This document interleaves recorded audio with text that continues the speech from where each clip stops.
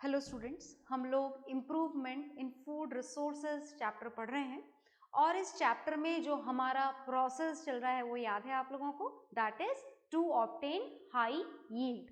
मतलब आपको उसी पर्टिकुलर एरिया से ज़्यादा प्रोडक्शन करवाना है। तो इस ज़्यादा से ज़्यादा प्रोडक्शन के लिए न्यूट्रिएंट्स कैसे सप्लाई किए जाए प्लांट्स को, दैट वी डिड अर्लियर। फिर बारी आई पानी कैसे सप्लाई किया जाए, तो we know about it a lot, हम बहुत कुछ उसके बारे में भी जान चुके हैं। पर आखिर हमको ये जानना है भाई पानी क्यों सप्लाई करना है, पानी की क्या यूटिलिटी है, पानी कौन सी क्रॉप को कितना सप्लाई करना है, सॉइल के हिसाब से क्या सिस्टम है, वो सब तो हम जान चुके हैं। पर आज की क्लास में हमको पढ़ना है कि आखिर कौन कौन से इरिगेशन सिस्टम्स हैं जो हम हमारी कंट्री में, इंडिया में फॉलो करते हैं। That means we have to know about the irrigation system. तो चलिए इरिगेशन सिस्टम के बारे में जानते हैं। और ये जो इरिगेशन सिस्टम है इसके बारे में आपको क्या जानना है, सुनिएगा। जैसे फर्स्ट टाइप का जो इरिगेशन सिस्टम है which is very developed in our country, this is the formation of canals. Canals का फॉर्मेशन किया जाता है, जैसे रिवर से अटैच करके एक पर्टिकुलर उसको डिफरेंट पाथ प्रोवाइड कर दिया जाता है ताकि वो जगह जगह से डिफरेंट फील्ड के पास में से निकले और आप उस पानी को अपने प्रॉपर क्रॉप प्रोडक्शन के लिए काम में ले सके। तो एक तो होती है मेन कैनाल, और जो मेन कैनाल होती है that may be attach with one river और may be attach with more than one river. Is it okay, हो सकता है कि एक रिवर हो, दो रिवर हो, इट डिपेंड्स। तो सबसे पहले फॉर्मेशन किया जाता है मेन कैनाल का। तो जैसे ये मेन कैनाल यहाँ से आ रही है, इज इट ओके, जो हो सकता है कि एक ही रिवर से आ रही हो, रिवर वन से, पॉसिबल है ऐसा भी, और हो सकता है कि एक से ज़्यादा रिवर्स भी इसमें इन्वॉल्व हो। आ गई बात समझ में। अब इसके बाद में इसमें से निकाली जाती हैं और छोटी छोटी कैनाल्स, और ये जो छोटी छोटी कैनाल्स हैं इनको बोला जाता है ब्रांच्ड कैनाल्स। क्या बोला जाता है इनको? ब्रांच्ड कैनाल्स इनको बोला जाता है। इज इट ओके, जो किसी पर्टिकुलर फील्ड तक या एक ग्रुप ऑफ फील्ड्स तक पहुंचती हैं, और इसको भी और फर्दर पार्ट्स में डिवाइड कर दिया जाता है। इज इट ओके, कुछ पर्टिकुलर फील्ड तक पहुंचाने के लिए, और इनको बोला जाता है, इन छोटी वाटर फ्लोइंग चैनल्स को बोला जाता है डिस्ट्रीब्यूटरीज। क्या बोला जाता है इनको? इनको बोला जाता है डिस्ट्रीब्यूटरीज। आ गई बात समझ में? Is it okay. तो इस तरीके से पानी का डिस्ट्रीब्यूशन फील्ड टू फील्ड किया जाता है। तो ये तो आपने पढ़ा system number 1, that is canal system. जो दूसरा सिस्टम आप पढ़ने जा रहे हैं वो दूसरा सिस्टम है फॉर्मेशन ऑफ टैंक्स। टैंक्स बना दिए जाते हैं, जैसे आपके फार्म में, आपके फील्ड में, जहाँ पर भी आपको क्रॉप प्रोडक्शन करना है वहाँ बड़े बड़े टैंक बना दिए जाते हैं।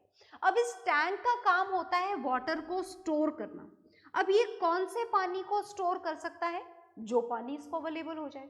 कोई रिवर ओवरफ्लो हो रही हो तो उस पानी को स्टोर कर लो, रेनफॉल बहुत ज़्यादा हो रहा है तो उस पानी को स्टोर कर लो। Is it okay? So whatever the type of source of water is, that is not at all important in the case of tank. यहाँ पर काम होता है पानी को इस टैंक में स्टोर करने का, so that this water will be used later when water is not available properly. Okay? आ गई बात समझ में? तो ये दो सिस्टम है इरिगेशन के, पर इरिगेशन सिस्टम अभी खत्म नहीं हुए हैं, और भी हमको जानने हैं, पर आप इन दोनों को पहले नोट डाउन कर लीजिए। ओके?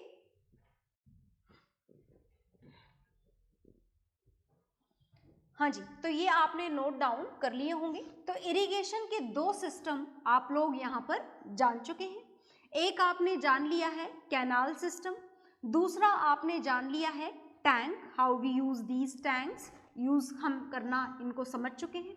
इसके बाद में और कौन कौन से तरीके होते हैं जिनसे आप वाटर सप्लाई कर सकते हैं प्रॉपर फील्ड्स के अंदर, क्रॉप के लिए, प्लांट की प्रॉपर ग्रोथ के लिए। तो मैं आपको यहाँ पर थर्ड टाइप का इरिगेशन सिस्टम बताने जा रही हूँ, दैट इज वेल्स।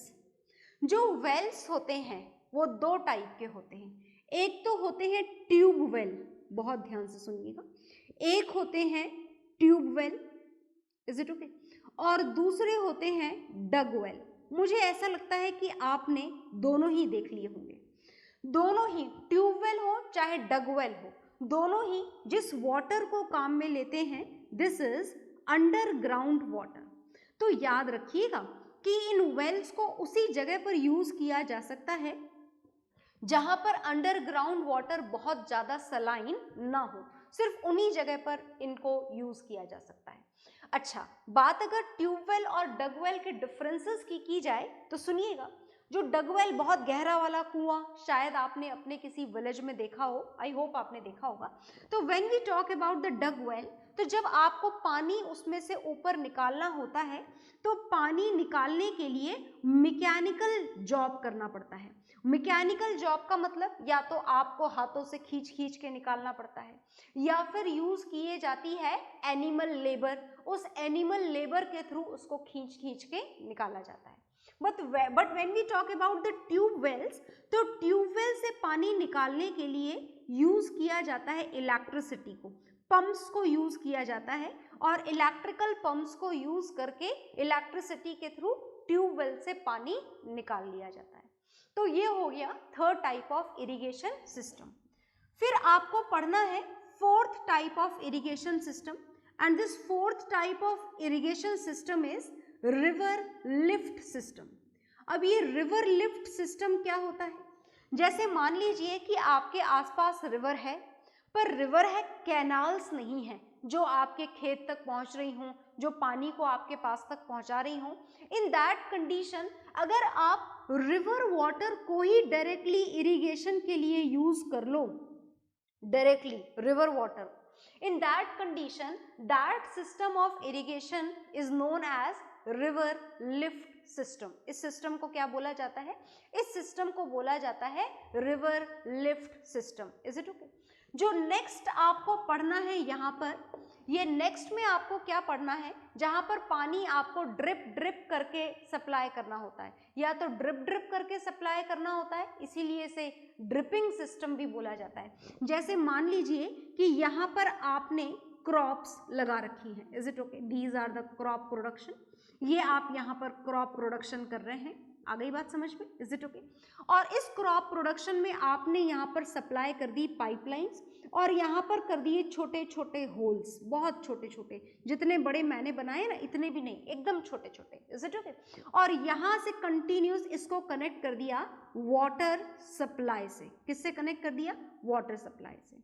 और वाटर सप्लाई से अब यहाँ पर पानी ड्रिप ड्रिप करके इस सॉइल में जा रहा है, तो कंटिन्यूस आपके सॉइल को क्या मिलता रहेगा? पानी। So this type of irrigation system is known as dripping system, which is very much beneficial for the soil, क्योंकि एक साथ पानी मिलता भी नहीं है और धीरे धीरे करके बिल्कुल प्रॉपर सफिशिएंट अमाउंट में हमेशा पानी अवेलेबल रहता है। So these all are the developed and commonly used irrigation system which are used in our country. So note it down very properly in your registers. तो इतना आपने नोट डाउन कर लिया होगा, और इतना नोट डाउन करने के बाद में जो हमारे क्रॉप प्रोडक्शन का पार्ट 2 था, क्रॉप प्रोडक्शन मैनेजमेंट का part 2, that is irrigation system, it is done now, ये खत्म हो चुका है। और अब जो आपको पढ़ना है वो आपको पढ़ना है क्रॉपिंग पैटर्न्स। क्या पढ़ने हैं आपको? आपको पढ़ने हैं क्रॉपिंग पैटर्न्स। तो क्रॉपिंग पैटर्न्स में आपको क्या पढ़ना है, सुनिएगा बिल्कुल ध्यान से, अच्छी तरीके से।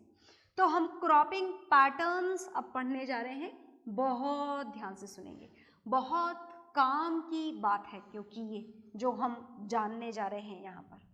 तो चलिए हम क्या पढ़ रहे हैं, भूलिएगा मत, हम ये जानना चाह रहे हैं कि कम से कम एरिया में यील्ड को कैसे बढ़ाया जाए, और यील्ड को बढ़ाने के तरीके हम पढ़ रहे हैं क्रॉप प्रोडक्शन मैनेजमेंट के अंदर। Is it okay? और इस क्रॉप प्रोडक्शन मैनेजमेंट के अंदर जो हमारा पार्ट चल रहा है, दिस इज पार्ट सी, हम स्टार्ट करने जा रहे हैं, and this part C is cropping pattern. भाई ऐसा नहीं कि जो मर्जी आए, भाई इस बार तो हमें टमाटर उगाने का मन कर रहा है तो हमने उगा डाले टमाटर, अगले साल फिर टमाटर उगाने का मन कर रहा है, उगा डाले टमाटर, हो सकता है कि आपकी सॉइल की कंडीशन टमाटर उगाने लायक बची ना हो, पर फिर भी आपने अगले साल फिर टमाटर उगा डाले। Is it okay? तो अगर आप इस तरीके की क्रॉपिंग करें, same and same and same again and again, तो ये आपकी क्रॉप को तो डिस्ट्रॉय करती ही है, साथ ही साथ में जो सॉइल होती है उसे भी डिस्ट्रॉय कर देती है। So some pattern has to be selected for the proper cropping system. Is it okay? And these pattern are known as cropping pattern. हम क्या पढ़ने जा रहे हैं? हम क्रॉपिंग पैटर्न पढ़ने जा रहे हैं। तो क्रॉपिंग पैटर्न में आपको जो फर्स्ट टाइप की क्रॉपिंग पढ़नी है, this first type of cropping is known as mixed cropping. Is it okay? इस क्रॉपिंग को क्या बोला जाता है? मिक्स्ड क्रॉपिंग बोला जाता है।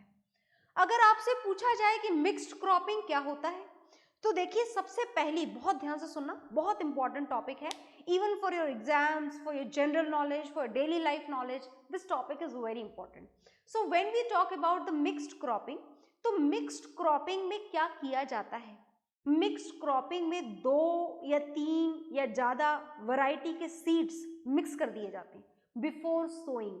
उनको सोइंग करने से पहले, जमीन में डालने से पहले, पेड़ उगने से पहले आप सारे के सारे सीड को, जो भी कॉम्बिनेशन आपने बनाए हैं, उस कॉम्बिनेशन ऑफ सीड को मिक्स कर देते हो और फिर मिक्स करके आप उसे फील्ड के अंदर डालते हो। तो ऐसा क्यों किया? ऐसा इसलिए करा ताकि अगर आप ये बोलना चाहें कि आपकी तो भाई पूरी की पूरी क्रॉप ही डिस्ट्रॉय हो गई, तो ऐसा होने से बच जाएंगे हम, क्रॉप का डिस्ट्रक्शन नहीं होगा। जैसे मानो कि आपने 2 वैरायटी के सीड मिलाए हैं, आई ना बात समझ में? तो जब 2 वैरायटी के सीड आपने मिलाए हैं, तो हो सकता है कि कोई एक सीड प्रॉपर डेवलप ना हो पर दूसरा हो जाएगा, या दूसरे वाले को प्रॉपर कंडीशन ना मिली तो पहला हो जाएगा। मतलब ऐसा नहीं होगा कि आपका जो फील्ड है उसमें उगने वाली पूरी की पूरी क्रॉप ही डिस्ट्रॉय हो जाए, ऐसा नहीं। तो क्रॉप के डिस्ट्रक्शन को मिनिमाइज करने के लिए, क्रॉप डिस्ट्रक्शन से होने वाले लॉस को मिनिमाइज करने के लिए अपनाया जाने वाला ये एक बहुत ही ओल्ड फैशन्ड तरीका है, मिक्स्ड क्रॉपिंग। याद रखिएगा, जिसमें आपको क्या करना होता है? जिसमें आपको सीड्स की मिक्सिंग कर देनी होती है। और ये मिक्सिंग कब कर देनी होती है? ये मिक्सिंग आपको कर देनी होती है before sowing. Is it okay? मतलब अच्छा, जैसा मैंने आपको बोला कि आपने ऐसा क्यों करा, आपने ऐसा क्रॉप डिस्ट्रक्शन से होने वाले लॉस को मिनिमाइज करने के लिए करा। तो जैसा कि मैंने बोला कि हो सकता है कि जब आप 2 सीड को मिक्स करें तो कोई एक प्रॉपरली ग्रो ना हो पाए तो दूसरी हो जाएगी, दूसरी ग्रो ना हो पाए तो पहली हो जाएगी। मतलब पूरा क्रॉप का डिस्ट्रक्शन नहीं होगा। और हाँ, ऐसा भी हो सकता है कि अगर नॉर्मल कंडीशंस रही तो दोनों ही क्रॉप ग्रो हो जाए। और जब ऐसा होगा तो जो प्रोडक्ट आपको मिलेगा वो अकेला नहीं मिलेगा, वो प्रोडक्ट आपको क्या मिलेगा? वो प्रोडक्ट आपको मिक्स्ड मिलेगा। जितने सीड आपने सो किए थे उस सारे सीड्स का प्रोडक्ट एक साथ मिक्स होकर आपको मिलेगा। तो अच्छा, तो अपन क्या करें? जो मर्जी आए सीड को मिक्स कर दें, कोई से भी सीड को मिक्स कर दें, किसी भी सीड के साथ में मिक्स कर दें? नहीं, ऐसा नहीं। कुछ पर्टिकुलर कॉम्बिनेशंस बने हुए हैं यहाँ पर, जैसे कि कुछ कॉम्बिनेशंस मैं आपके सामने यहाँ पर लिखने जा रही हूँ जो पॉसिबल है मिक्स्ड क्रॉपिंग के लिए। जैसे one of them is wheat plus mustard. आपने किसको उगा दिया? व्हीट और मस्टर्ड को एक साथ, इन दोनों के सीड मिक्स कर दिए और दोनों को एक साथ उगा दिया। या फिर आपको ये कॉम्बिनेशन अगर पसंद नहीं आया तो ऑप्शंस और भी हैं। जैसे आपने व्हीट और चिकपी को, जिसे पूरी तरीके से चिकन पी भी बोला जाता है, समझ गए ना? इसे हिंदी में आप छोले बोलते हैं, वही छोले भटूरे वाले छोले। Is it okay? तो व्हीट और चिकन पी, इन दोनों को भी मिक्स किया जा सकता है। या फिर एक और एग्जाम्पल मैं आपके सामने लिख देती हूँ। जैसे आपने लिया groundnut and sunflower seed, sunflower oil खाते हो ना, तो ऐसे कुछ कॉम्बिनेशन डिसाइडेड हैं जिन कॉम्बिनेशन को मिक्स्ड क्रॉपिंग के लिए यूज किया जाता है। इनके सीड्स को सोइंग से पहले मिक्स कर दिया जाता है and this is the basic concept of mixed cropping. तो या तो ये उग जाएगा या फिर ये उग जाएगा या दोनों ही उग जाएंगे। दोनों उग जाएंगे तो मिक्स प्रोडक्ट मिल जाएगा, पर मिलेगा तो सही। ऐसा तो नहीं है कि इस बार जमीन से कुछ उगा ही नहीं, पूरी फसल डिस्ट्रॉय हो गई, ऐसा पॉसिबल नहीं है if we use this cropping pattern which is known as mixed cropping.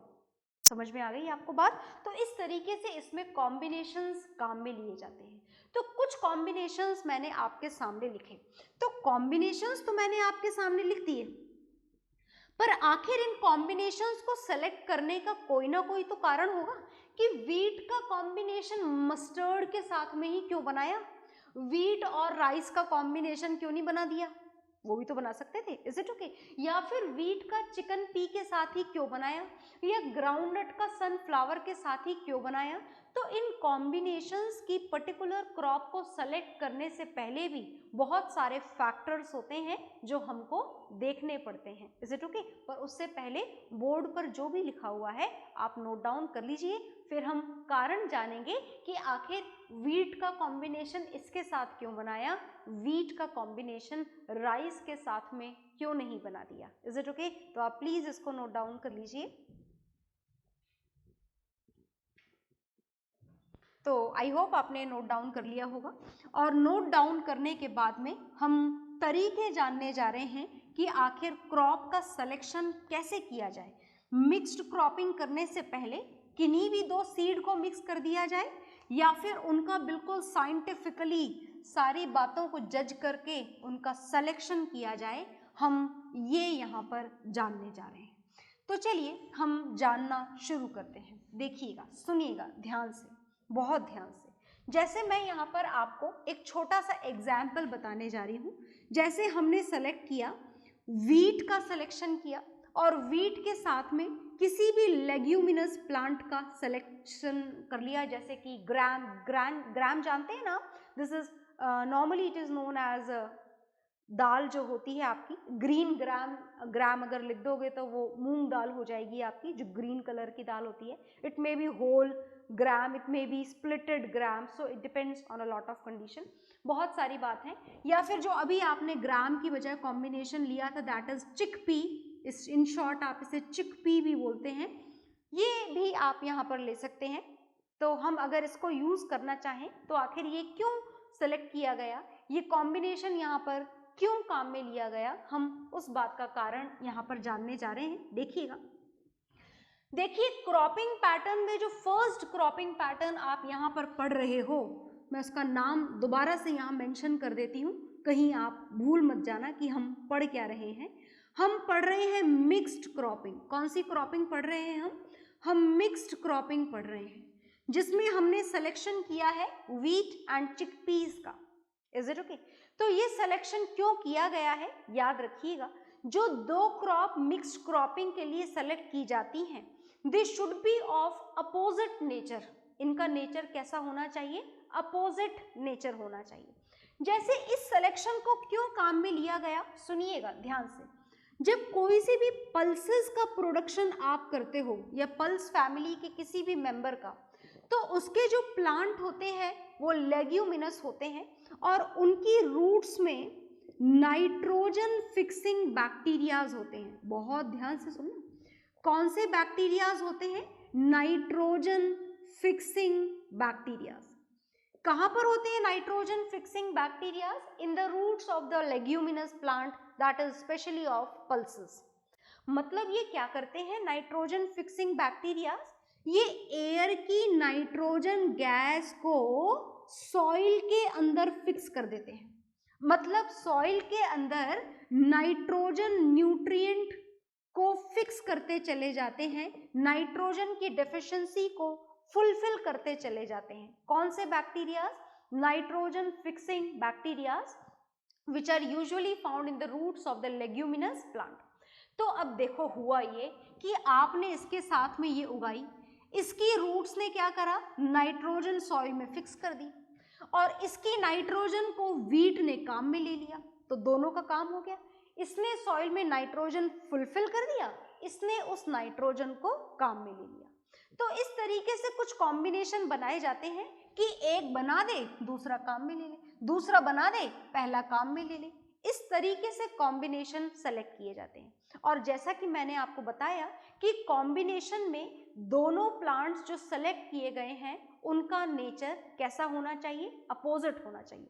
अब अपोजिट का मतलब कैसा होना चाहिए, जैसे कि अगर आपने ये फर्स्ट एंड सेकंड कोई सी भी दो क्रॉप का सिलेक्शन किया, तो इन दोनों क्रॉप में जो फर्स्ट वन आपने सेलेक्ट करा, अगर first one tall height plant है तो जो सेकंड वन है वो शॉर्ट हाइट प्लांट होना चाहिए।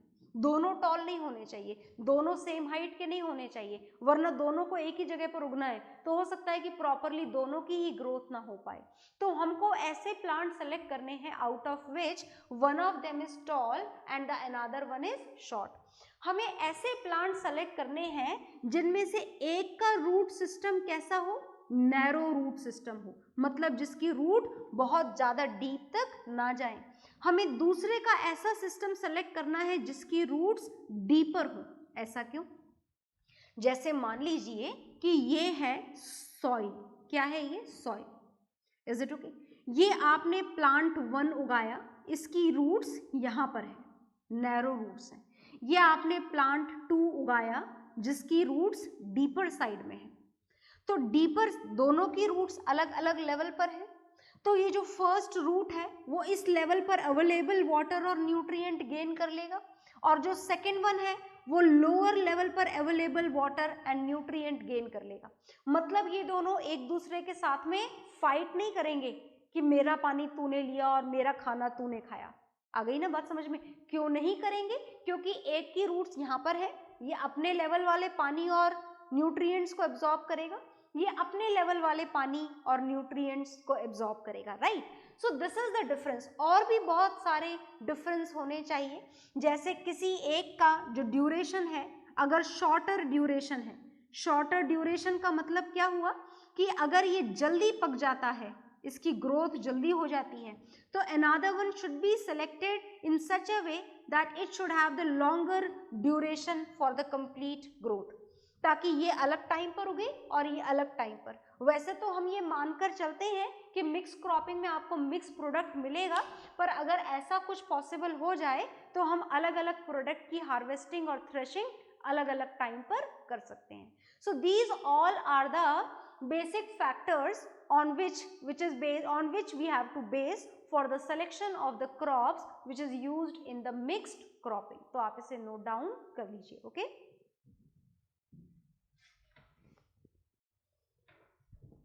हाँ जी, तो आपने ये नोट डाउन कर लिया होगा।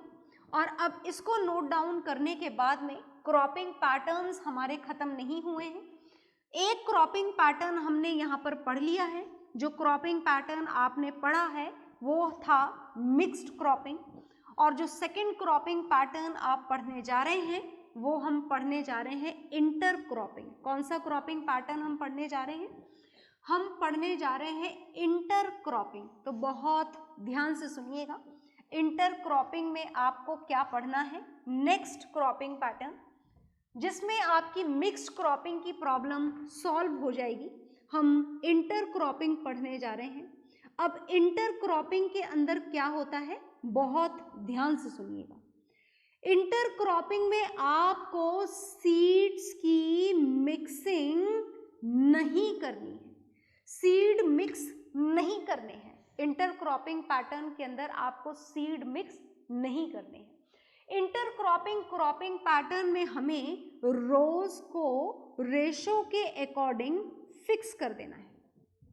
जैसे मानो कि यहाँ पर भी आपको 2 क्रॉप्स उगानी है, पर रेशो बिल्कुल फिक्स्ड है। जैसे आपने लिया 1:1 का रेशो, या फिर आपको पसंद आया 1:2 का रेशो, या फिर आपके लिए बेनिफिशियल रहा 1:3 का रेशो। तो that is totally your choice कि आप कौन से रेशो को फॉलो करना चाहते हैं। जैसे आपने 2 क्रॉप सेलेक्ट करी, crop number 1 and crop number 2, is it okay? तो आपने अपने फील्ड में एक रो तो फर्स्ट क्रॉप की लगा दी, एक रो में तो सारे के सारे प्लांट ये फर्स्ट वाली क्रॉप के लगा दिए, और जो दूसरी रो थी उसमें आपने अलग टाइप के प्लांट उगा दिए, is it okay? Second crop के प्लांट जो आपने सेलेक्ट की थी।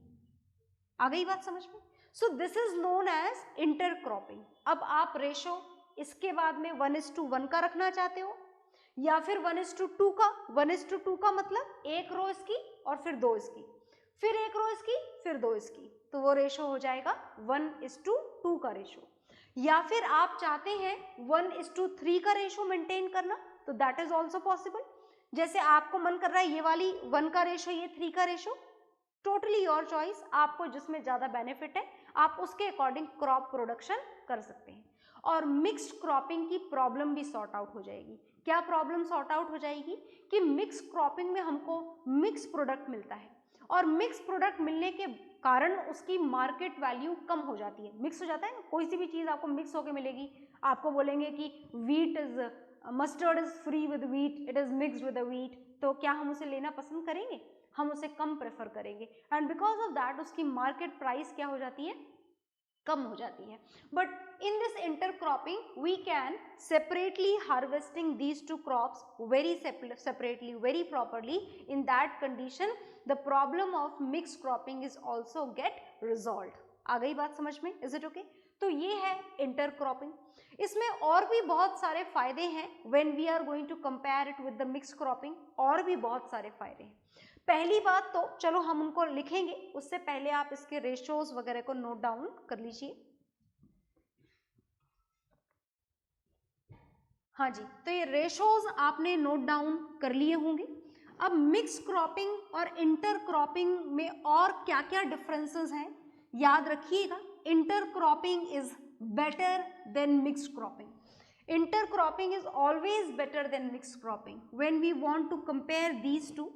एक साइड हमने लिखा है मिक्स्ड क्रॉपिंग और दूसरी साइड अगर हम लिखें इंटरक्रॉपिंग, तो दोनों में क्या डिफरेंस है सुनिएगा ध्यान से। एक तो हम पढ़ना चाहते हैं मिक्स्ड क्रॉपिंग और दूसरा हम पढ़ना चाहते हैं इंटरक्रॉपिंग। तो दोनों में क्या डिफरेंसेस है? पहली बात कि इसमें आपको सीड्स क्या कर देने थे? बिफोर सोइंग मिक्स करने थे। यहां पर आपको सीड्स की मिक्सिंग नहीं करनी है। Is it okay? बात समझ में आ गई? इस कारण से मिक्स क्रॉपिंग में आपको मिक्स्ड प्रोडक्ट मिल रहा था, इंटर क्रॉपिंग में आपको मिक्स प्रोडक्ट नहीं मिलता है। प्रोडक्ट पूरी तरीके से सेपरेटेड होते हैं, और सेपरेटेड जो प्रोडक्ट होते हैं वो हमारे लिए भी प्रेफरेबल होते हैं। थर्ड डिफरेंस इज दिस कि मिक्स क्रॉपिंग में आप इंडिविजुअल जो भी प्लांट है उसको सेपरेटली जो भी उसका न्यूट्रिएंट रिक्वायर्ड है वो सप्लाई नहीं कर सकते, क्योंकि सीड्स प्रॉपरली मिक्स किए जा चुके हैं। So separate nutrition of the individual crop is not possible, and here in case of intercropping separate nourishment या फिर separately supply of nutrient to the individual crop is possible। is it okay? next is individual crop के लिए आप कोई सा भी paste, कोई सा भी पेस्टिसाइड, कोई सा भी इंसेक्टिसाइड जो है वो अप्लाई नहीं कर सकते हैं। But in the case of intercropping you can supply the separated, बिल्कुल सेपरेटली, आप अलग तरीके से, जिसमें पेस्ट अटैक हुआ है सिर्फ उसी के ऊपर आप यहाँ पर पेस्टिसाइड जो भी है, insecticide, pesticide, weedicide, whatever is there, you can supply it individually for the intercropping. तो इन दोनों के ये डिफरेंसेस आप नोट डाउन कर लीजिए। ओके, तो आपने ये डिफरेंसेस नोट डाउन कर लिए होंगे। हम क्रॉपिंग पैटर्न्स के बारे में और भी पढ़ेंगे, but that will see in the next class. Okay, bye everyone.